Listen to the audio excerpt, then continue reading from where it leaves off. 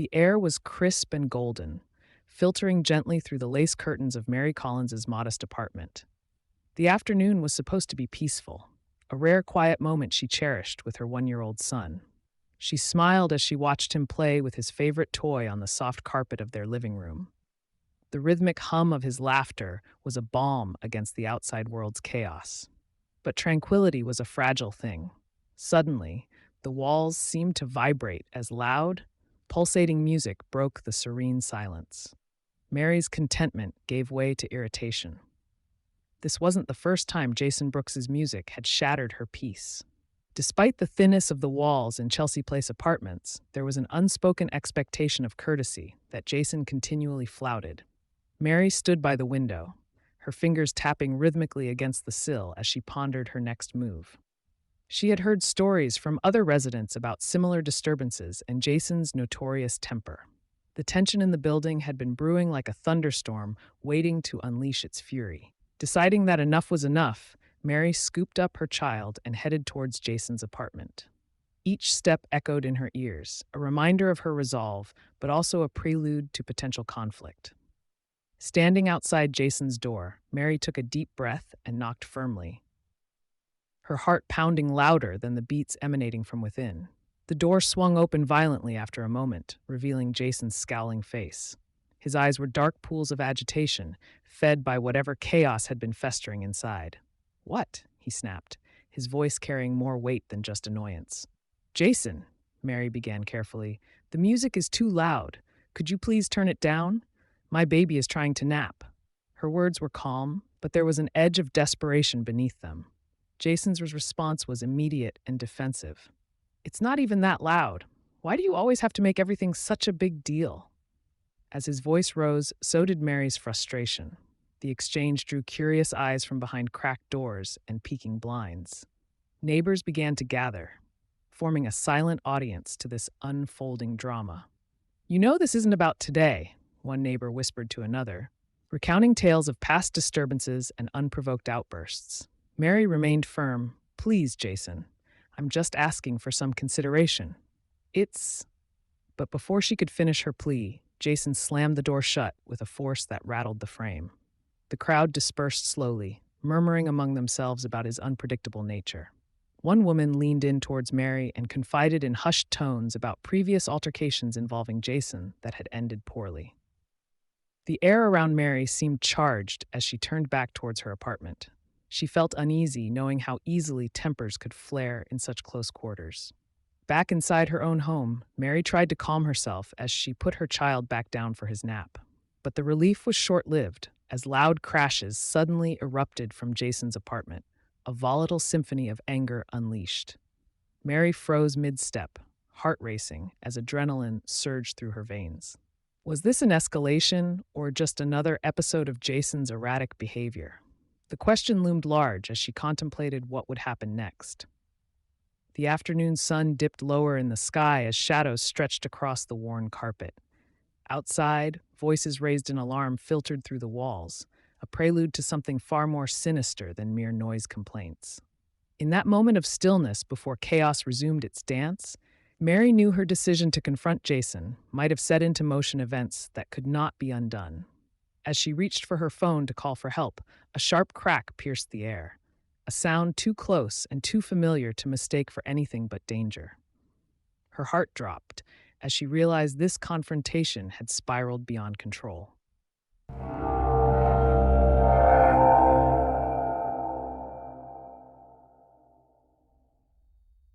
Mary's fingers trembled as she reached for her phone, the echo of Jason's door slam still reverberating in her mind.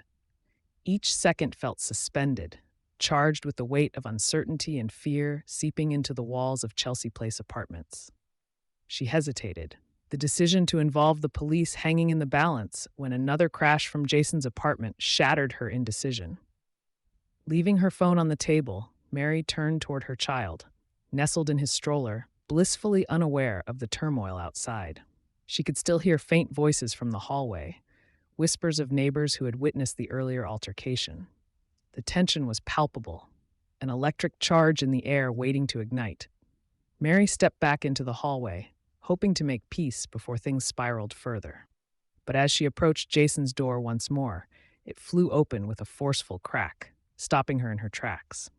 Jason stood there, eyes wild and threatening, his anger no longer just simmering beneath the surface. "Why can't you just leave me alone?" he shouted, his voice echoing like a shot through the narrow corridor. His hands were clenched, trembling with barely contained fury.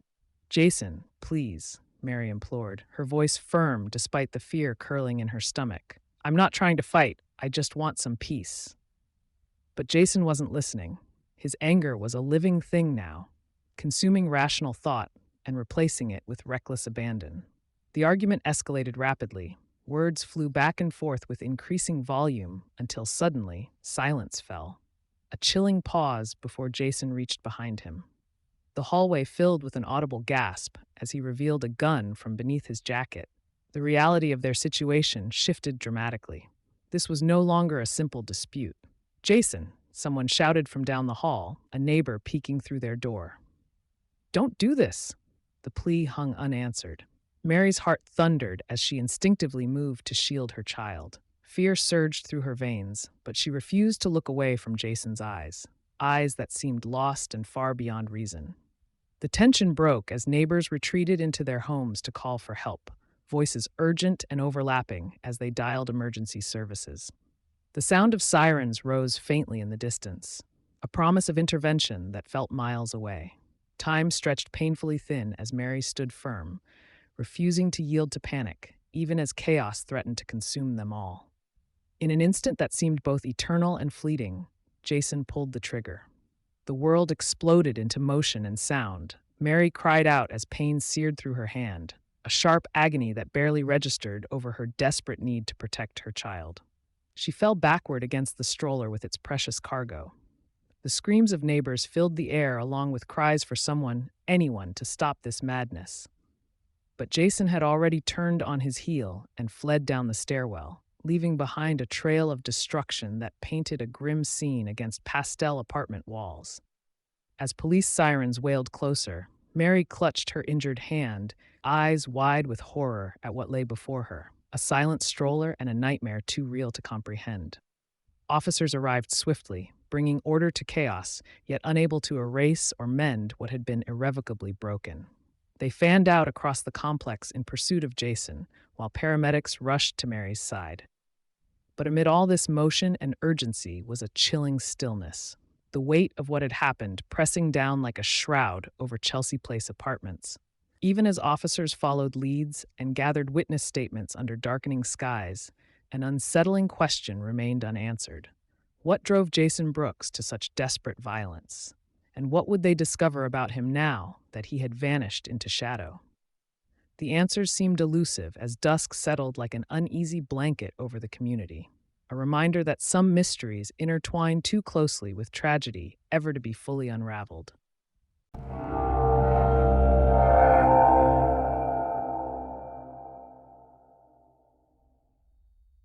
The chilling silence that followed Jason's flight was swiftly replaced by the blaring sirens of emergency vehicles converging on Chelsea Place apartments.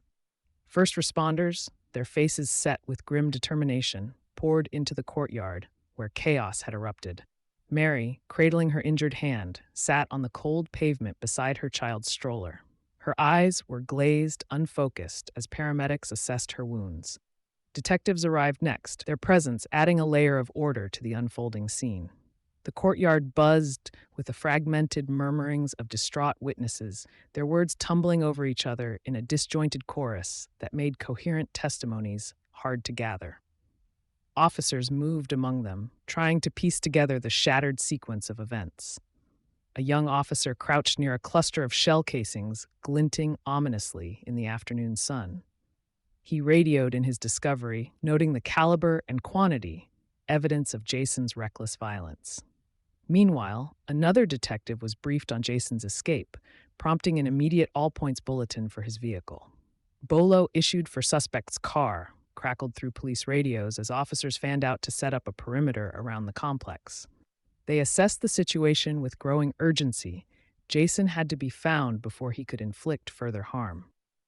As paramedics prepared to transport Mary to the hospital, Detective Lewis knelt beside her. "Mary," he began gently, We need to understand what happened. Anything you can recall will help. Mary nodded, her breath shallow as she fought through shock and grief. Her words came haltingly, each sentence a struggle against overwhelming emotion. I I went to talk to him about the music, and then there was yelling. So much yelling. Her gaze drifted, lost in memories too raw and recent.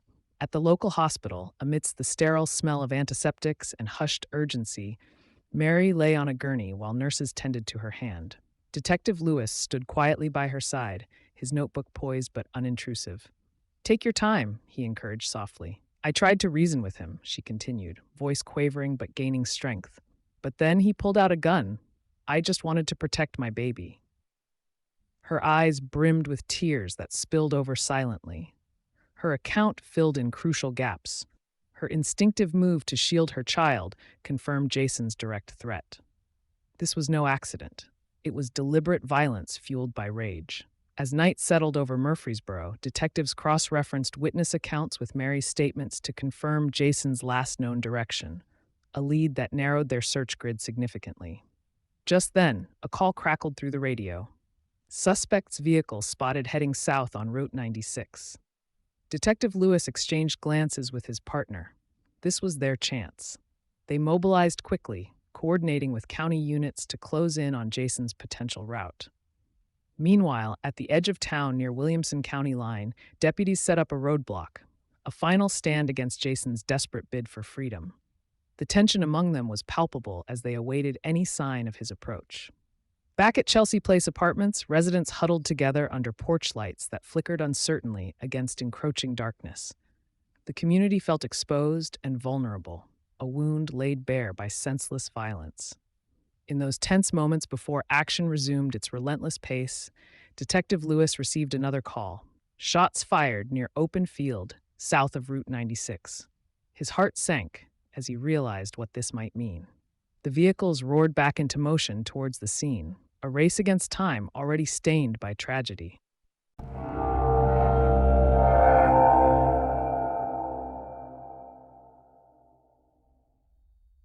The night air was thick with tension as Detective Lewis coordinated with county officials at the Murfreesboro Police Department.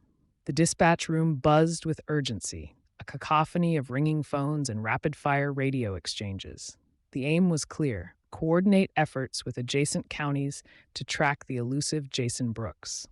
Lewis glanced over at the map spread across a table, lines tracing potential escape routes. "We need full cooperation from every jurisdiction along Route 96, he instructed, his voice firm yet strained. Jurisdictional challenges loomed large, threatening seamless operations between departments. "Got it," replied Captain Daniels from Williamson County, though his tone carried an edge of frustration. "But remember, this is our turf once he crosses that line." "We're all on the same team," Lewis reminded him, trying to ease the tension that crackled like static over their communications. A breakthrough came when a license plate reader pinged Jason's car heading towards Interstate 65.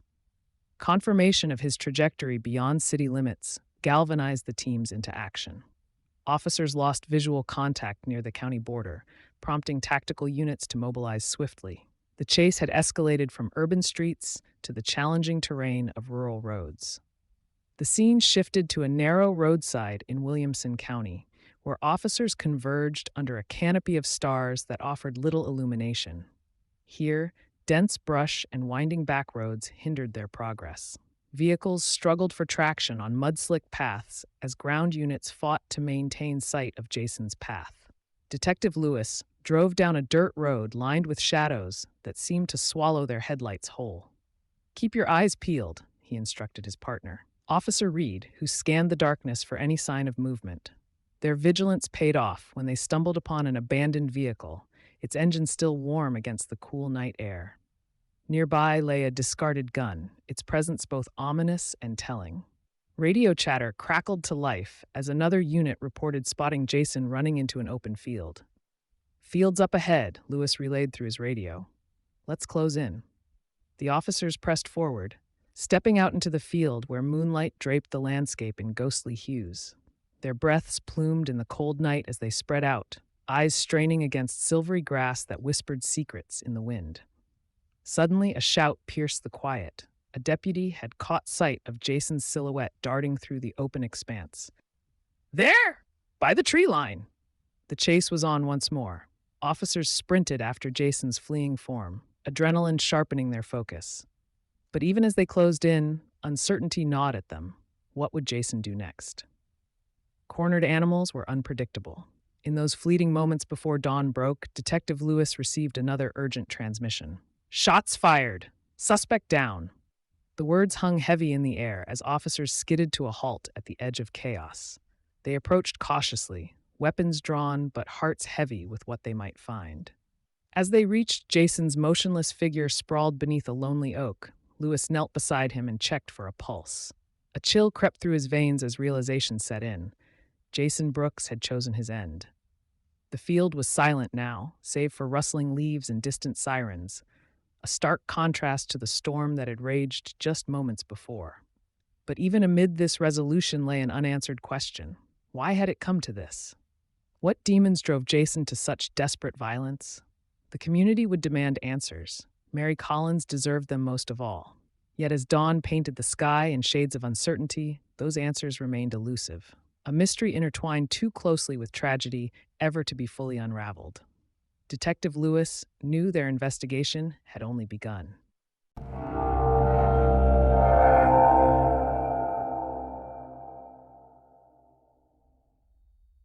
As the dawn broke over the open field in Williamson County, Detective Lewis and his team found themselves locked in a tense standoff with Jason Brooks. The early morning light cast long shadows over the grass, which whispered secrets of its own.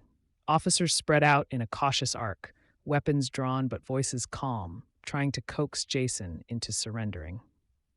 Jason, it doesn't have to end this way, Lewis called out, his voice carrying across the silent expanse. We can talk about this. We want to help you. Jason stood at the edge of the field, his back against a towering oak. He was visibly shaken, his eyes darting between officers as if searching for an escape that didn't exist. Despite the tension thrumming through the air, Lewis noticed something deeper in Jason's expression, fear intermingled with regret. Stay back, Jason shouted, his voice cracking under the weight of desperation. His hand trembled as it hovered near his waistband, where another weapon might rest. Officers held their ground, maintaining a delicate balance between authority and empathy. Detective Lewis took a tentative step forward, lowering his weapon slightly in a gesture of goodwill. Think about your family, Jason, he urged gently. Think about what they would want for you right now. A flicker of pain crossed Jason's face at the mention of family, a past stained by unresolved issues and festering guilt. They had learned about his troubled history earlier, bouts of depression and anger management problems that had gone unchecked. I didn't mean for any of this to happen, Jason confessed suddenly, his voice breaking into sobs. It was just supposed to be a normal day. His admission hung in the air, like a fragile thread, bridging sanity and chaos. But even as he spoke, his hands moved with grim determination. Jason, don't, Lewis shouted as he realized too late what was happening. In an instant that seemed both eternal and fleeting, Jason turned the gun on himself. The sound cracked through the morning like thunder, followed by a silence so profound it seemed to absorb all else. The officers rushed forward, but found only the aftermath of despair, a life cut short by its own hand. Detective Lewis kneeled beside Jason's still form, feeling the weight of failure settle heavily on his shoulders. At Vanderbilt Medical Center later that day, detectives gathered to piece together what remained of their investigation. The sterile corridors echoed with their subdued conversations as they reviewed reports and awaited autopsy results. Dr. Harris approached with findings that confirmed what many had suspected. Jason's actions were driven by untreated mental health issues exacerbated by personal struggles left unresolved for too long. This should never have happened, Lewis murmured to Captain Daniels as they stood outside the examination room. We need better systems in place, support for those who can't support themselves. The community of Chelsea Place Apartments was left grappling with grief and anger over justice unserved. Vigil candles flickered outside Mary's apartment, a testament to lives altered irreversibly by violence. As dusk fell once more, residents gathered in groups small and large to mourn what had been lost and vow change. Discussions began around mental health awareness and legal reforms, steps toward healing fragile bonds within their community. Detective Lewis watched from afar, contemplating how fragile peace could be and how necessary it was to fight for it relentlessly despite setbacks. Even as he turned away from the gathering crowd, one question lingered persistently in his mind. How many more tragedies would it take before real change was realized? As he pondered this under the fading light, there lay a chilling realization. Answers might come too late for some, but could still save others if pursued relentlessly.